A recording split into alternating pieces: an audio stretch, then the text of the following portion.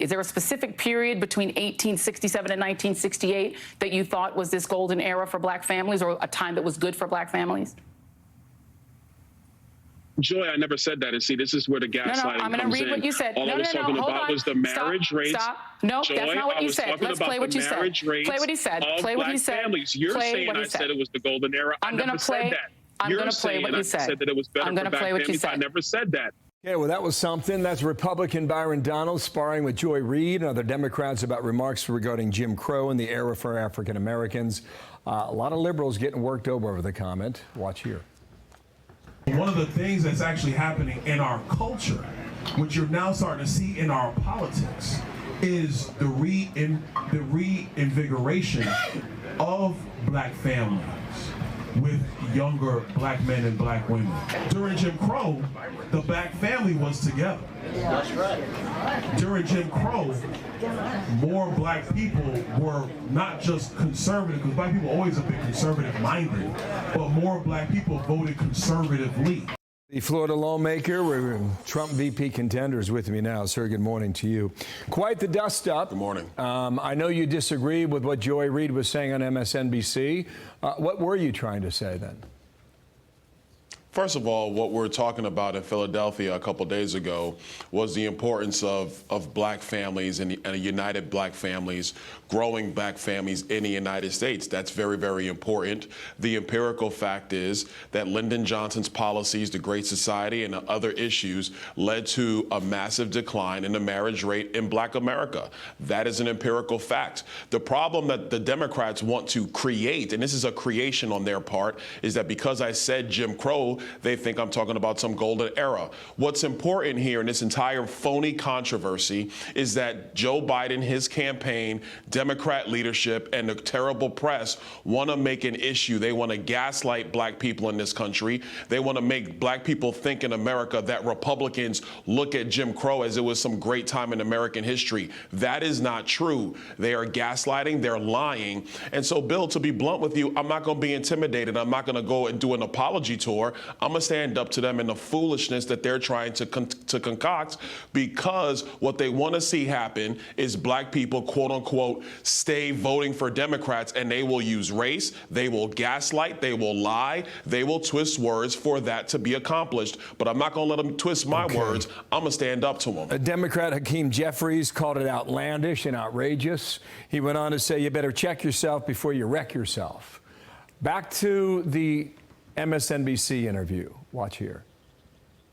You are in an interracial marriage. Your wife is a white conservative activist. Could your family have existed at all during Jim Crow? No, it could not, Joy, and we all know that. But that's why I am blessed to live in America today as opposed to America during that time. But we cannot ignore the realities of not having fathers in homes. That is important for black people today and all people today as we move forward for a better America. Seems to be a significant point, and it seems to draft off what you were pushing toward during the event you mentioned there a moment ago about President Johnson's policies that were signed into law. You believe fundamentally that it was those policies in the mid-1960s that led African Americans down a worse road. Well, Bill, let's be clear. It's not about belief, it's the empirical fact. The marriage rate in black America declined rapidly after the passage of a lot of the Great Society policies. So it was destructive. But let's talk about Hakeem Jeffries. Hakeem Jeffries saw a headline from the Biden administration and went to the House floor. He was wrong. And so, look, I'm not going to stand here and listen to Hakeem Jeffries lecture me when the truth of the matter is, if you want to talk about Jim Crow was Democrat Party policies that led to the disenfranchisement, frankly, the terror against black people in America. That's one of the reasons why black people during that time period were voting much more conservatively and have always been conservative-minded. That's the overall point, if we're going to be technical about the history. But like I said, they don't want to be technical. They want to gaslight, they want to twist, they want to lie.